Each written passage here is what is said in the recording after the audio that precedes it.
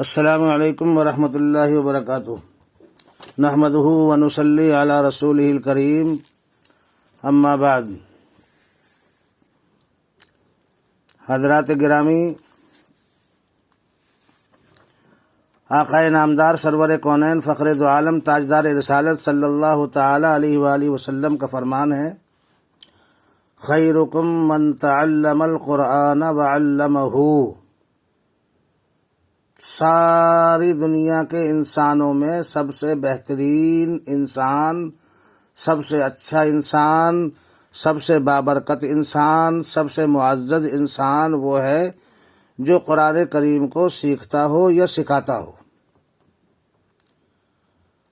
اللہ کے نبی علیہ الصلاۃ والسلام نے کسی عہدے والے کو، کسی اقتدار والے کو، کسی شان و شوکت والے کو، مال و دولت والے کو، کسی کو یہ ترجیح عطا نہیں فرمائی، بلکہ آپ نے فرمایا کہ جو قرآن کریم کو سیکھتا ہے یا سکھاتا ہے، قرآن کریم کو پڑھتا ہے یا پڑھاتا ہے، قرآن کریم کو سمجھتا ہے یا سمجھاتا ہے، اللہ کے نبی علیہ الصلاۃ والسلام کی نظر اقدس میں وہ انسان سب سے بہترین ہے۔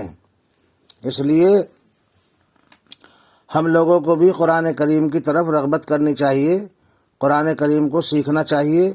اب بہت سے میرے دوست اور میرے بھائی اور میری ماں بہن بیٹیاں یہ سمجھ رہی ہوں گی کہ ہم نے تو بچپن میں قرآن پڑھا نہیں، اور اب جو ہے ہم جوان ہو گئے، بہت سے مشاغل ہو گئے، بہت سی ضرورتیں شامل ہو گئی ہیں، اب کیسے کسی مدرسے میں جائیں، کیسے کسی مکتب میں پڑھنے کے لیے جائیں۔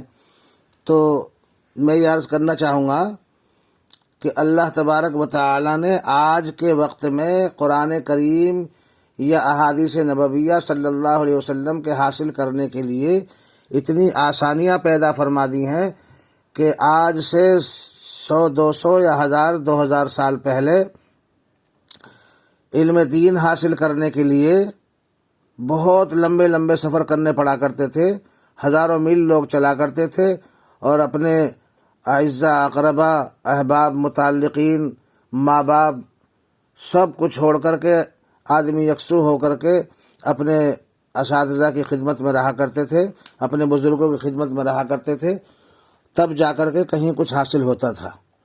لیکن آج ایسی انتظام اللہ تبارک و تعالی نے مہیا فرما رکھے ہیں کہ ہم چاہیں تو علم دین حاصل کر سکتے ہیں۔ اور دوستو بزرگوں، اس کا کوئی وقت نہیں ہوتا ہے۔ اب آپ کو معلوم ہے کہ نبی پاک علیہ الصلاۃ والسلام پر جو نبوت عطا کی گئی ہے وہ 40 سال کے عرصے کے بعد کی گئی ہے۔ 40 سال میں آپ کو نبوت عطا کی، اور اس کے بعد میں آپ کو قرآن جو ہے عطا فرمایا گیا، اور جیسے جیسے ضرورت پڑتی گئی ویسے ہی ویسے قرآن کریم نازل ہوتا گیا۔ لگ بھگ 23 سال کے عرصے میں قرآن کریم نازل ہوا ہے۔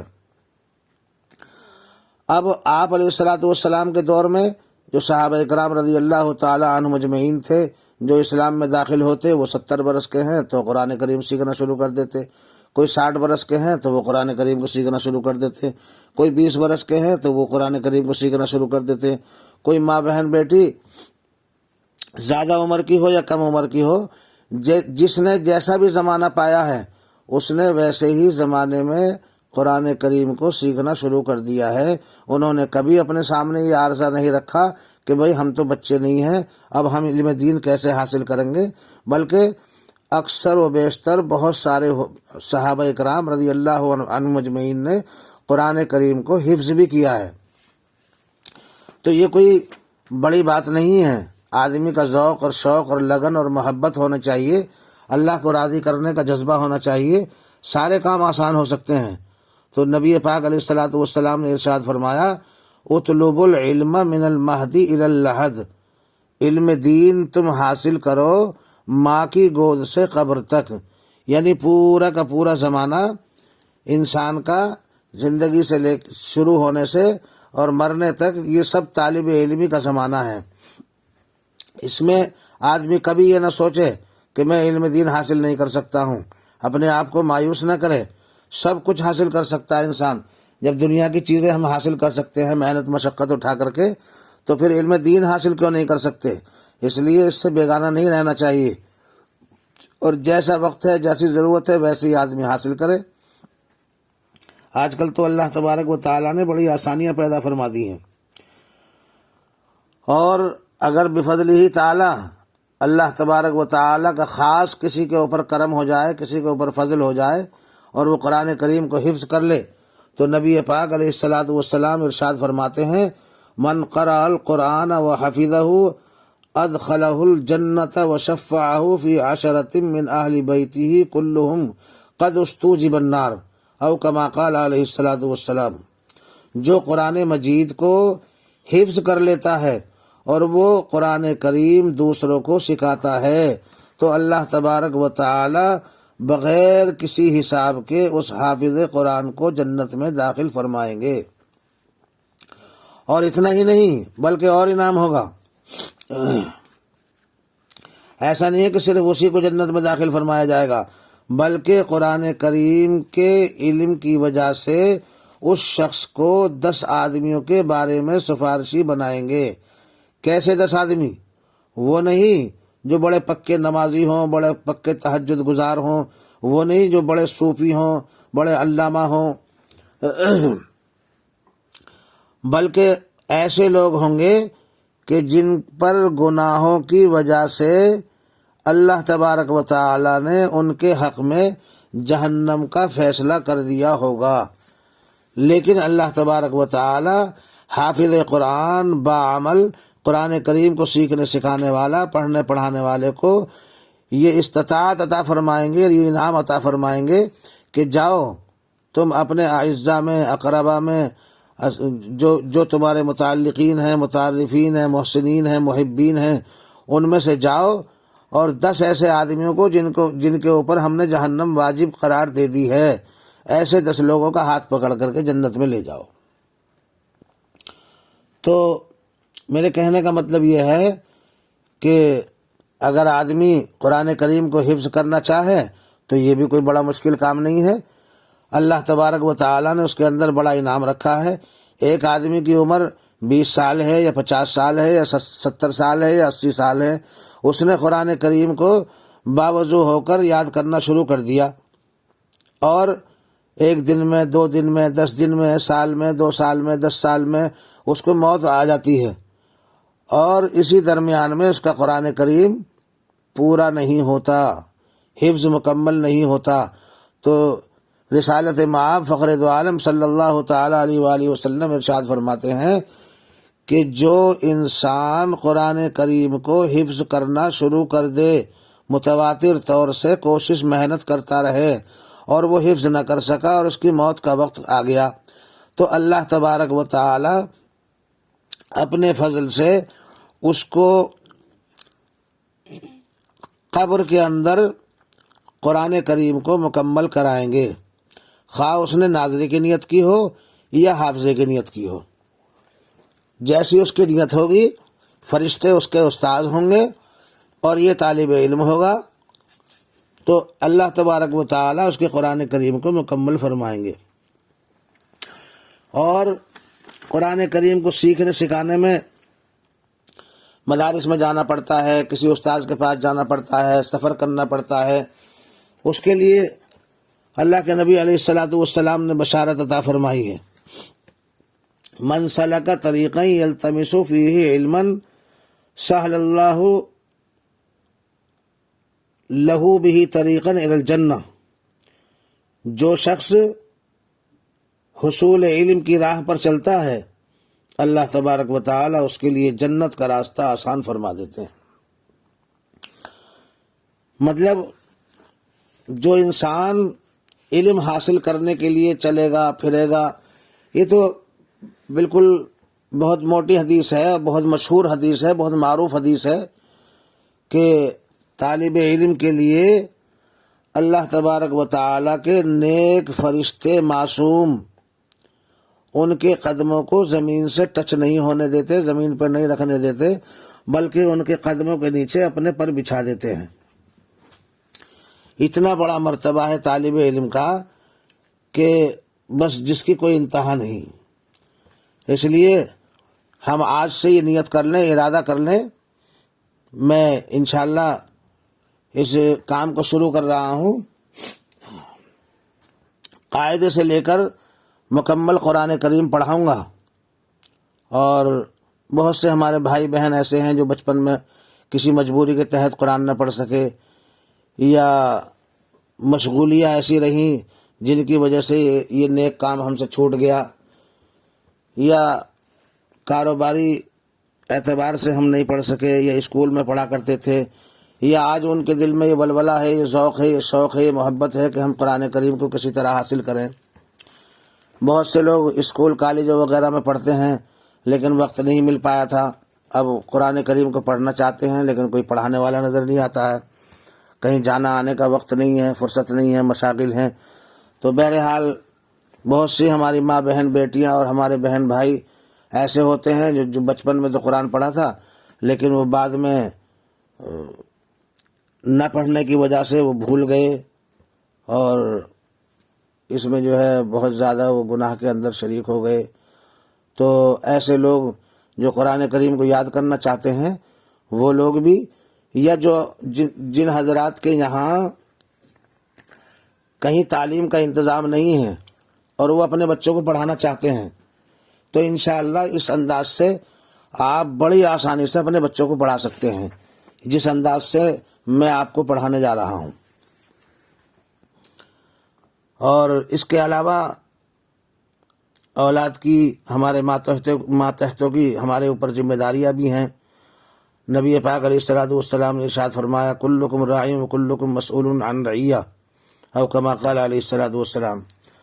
قیامت کے روز اللہ تبارک و تعالی ہم سے ہمارے ماتحتوں کے بارے میں، آپ سے آپ کے ماتحتوں کے بارے میں، یعنی اولاد کے بارے میں، رشتہ دار اعزاء اقربا میں جو ہمارے پرورش میں آتے ہیں ان کے بارے میں، اور اگر کوئی آدمی عہدے دار ہے، صاحب اقتدار ہے، تو اس کے اقتدار میں اور جتنے لوگ شامل ہوتے ہیں ان سب کے بارے میں سوال کیا جائے گا کہ تم نے ان کو دین کس قدر سکھایا تھا۔ تو خاص طور سے ہماری اولاد کی ہمارے اوپر ذمہ داری ہے، اگرچہ ہمارے پاس کوئی اقتدار نہ ہو، تو اس لیے اس فرض کو نبھانے کی کوشش کریں۔ اور یہ کچھ ضروری نہیں ہے، مکمل تو اللہ تبارک و تعالی کرائے گا۔ انسان کا کام کسی چیز کو پائے تکمیلیت تک پہنچانا نہیں ہوتا، بلکہ اس کے لیے محنت کوشش ہوتی ہے۔ باقی اللہ کو اگر منظور ہے تو وہ اختتام پذیر ہو جاتا ہے، ورنہ تو وہ کام بیچ میں لٹکا رہ جاتا ہے۔ بہرحال میں شروع کر رہا ہوں۔ آج کی ویڈیو ذرا لمبی ہو گئی ہے، کل سے انشاءاللہ چھوٹی مختصر ویڈیو آیا کرے گی۔ یہ تو آج تمہیدی کلمات اصل میں تھوڑے سے بتانے پڑے، جس کی وجہ سے تھوڑی سی قرآن کریم کے سیکھنے سکھانے کا جذبہ، رغبت اور ولولہ اور شوق اور ذوق ہمارے اندر پیدا ہو جائے، اس لیے میں معافی چاہوں گا۔ تو یہ نورانی قاعدہ ہے اور تختی نمبر 1 ہے۔ اس تختی کو چونکہ الگ الگ یہ حرف پڑھے جاتے ہیں تو الگ الگ چیزوں کو مفردات کہتے ہیں۔ ایک حرف کو مفرد کہیں گے اور جمع کو مفردات کہتے ہیں۔ تو سبھی حضرات میرے ساتھ ساتھ جو پڑھنے والے لوگ ہیں وہ اس طرح سے پڑھ لیں، اعوذ باللہ من الشیطان الرجیم، بسم اللہ الرحمن الرحیم، رب یسر ولا تعسر وتمم بالخیر وبک نستعین یا فتاح رب زدنی علما۔ یہ تو ایک دعا ہو گئی، باقی ہمیشہ اعوذ باللہ اور بسم اللہ اس کو جو ہے اس ابتدا میں پڑھ لیا کریں۔ تو الفاظوں کو درستگی کے ساتھ میں آپ کو بتا رہا ہوں۔ ان الفاظوں میں یہ خیال رکھیں کہ نہ کسی کو کم کھینچے نہ کسی کو زیادہ کھینچے، جس کی جو ترتیب ہوتی ہے اسی طرح سے اس کو پڑھیں۔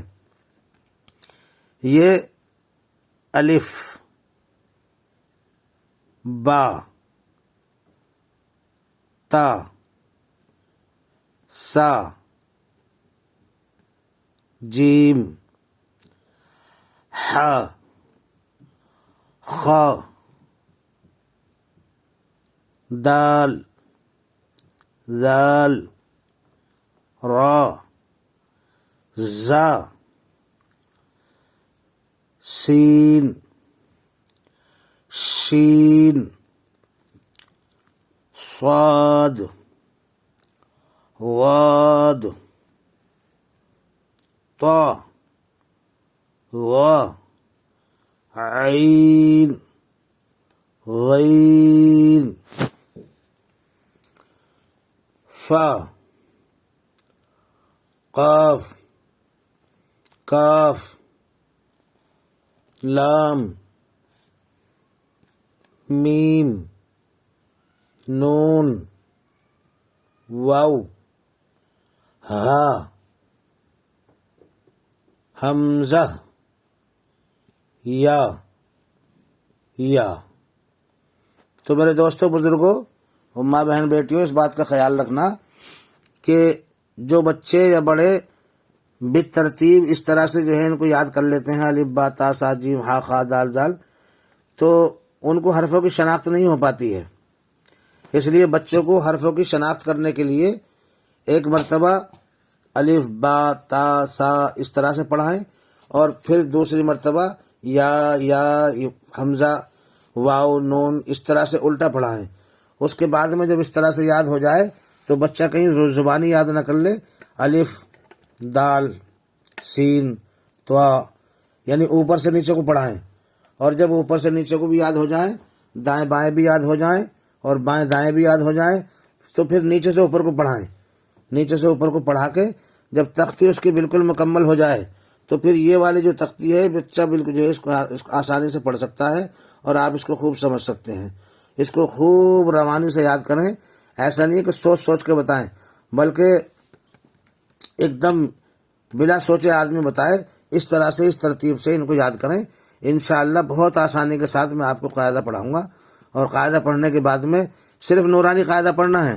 نورانی قاعدے کے بعد میں انشاءاللہ ثم انشاءاللہ اللہ کی ذات سے قوی امید ہے اور اپنی زندگی کا تجربہ ہے، جو اللہ کے فضل سے جن بچوں نے جن شاگردوں نے قرآن کریم پڑھنے کے لیے نورانی قاعدہ مجھ سے پڑھا، وہ الحمدللہ نورانی قاعدے کے بعد میں قرآن کریم اپنے آپ پڑھ لیتے ہیں.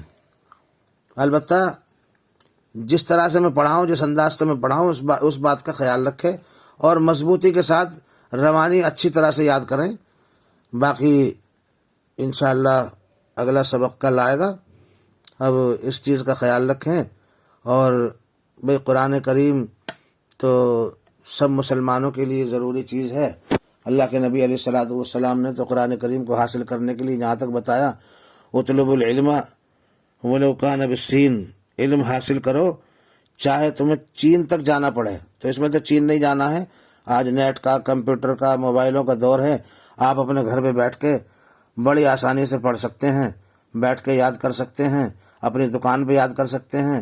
بس سفر کرنے والا بس میں یاد کر سکتا ہے، اور ٹرین میں سفر کرنے والا ٹرین میں کر سکتا ہے، جہاز میں سفر کرنے والا جہاز میں کر سکتا ہے. اس لیے میری آپ سبھی حضرات سے گزارش ہے کہ اس موقع غنیمت کو رائگاں نہ جانے دے، بیکار نہ جانے دے. جب آپ کے پاس وقت ہو ایسا سمجھے کہ استاد آپ کے ساتھ ہے، جب ہی آپ موبائل کھولیں اور اپنا جو ہے پڑھنا شروع کر دیں. اور ایک مسئلہ بتا دوں، مسئلہ یہ ہے کہ قرآن کریم کو بلا وضو چھونا ناجائز ہے، حرام ہے، ہاتھ نہیں لگا سکتے ہیں. لیکن جو موبائل میں یا کمپیوٹر میں قرآن کریم آتے ہیں، چونکہ ان کے اوپر اسکرین ہوتی ہے اور اس کے اوپر شیشہ ہوتا ہے، اس لیے علماء اور فقہاء نے اس کی اجازت دی ہے کہ اگر وضو کر لیں تو زیادہ اولا اور بہتر ہے. لیکن وضو نہ ہو تو پھر بھی یہ قرآن کریم کو انگلی رکھ کے پڑھ سکتے ہیں. اول تو انگلی ٹچ کرنے کی ضرورت ہی نہیں پڑتی ہے، لیکن موبائل کو پکڑ سکتے ہیں. اس لیے کوئی بھی صاحب اس موقع غنیمت کو جانے نہ دیں. میری آپ سبھی حضرات سے گزارش ہے، بار بار اس ویڈیو کو جو ہے لوڈ کر کے اور جو ہے اپنے آپ پڑھیں. اور بھائی دوسروں تک پہنچانے کے لیے کار خیر ہے، صدقہ جاریہ ہے. آپ کو بھی ثواب ملے گا، مجھے بھی ثواب ملے گا. تو زیادہ سے زیادہ بچوں پہ، بڑوں پہ، ماؤں پہ، بہنوں پہ، بیٹیوں پہ، سب پہ پہنچانے کی کوشش کریں. چینل کو بھی سبسکرائب کر دیں، لائک بھی کر دیں، نوازش ہوگی. وآخر دعوانا الحمدللہ رب العالمین. السلام علیکم ورحمۃ اللہ وبرکاتہ.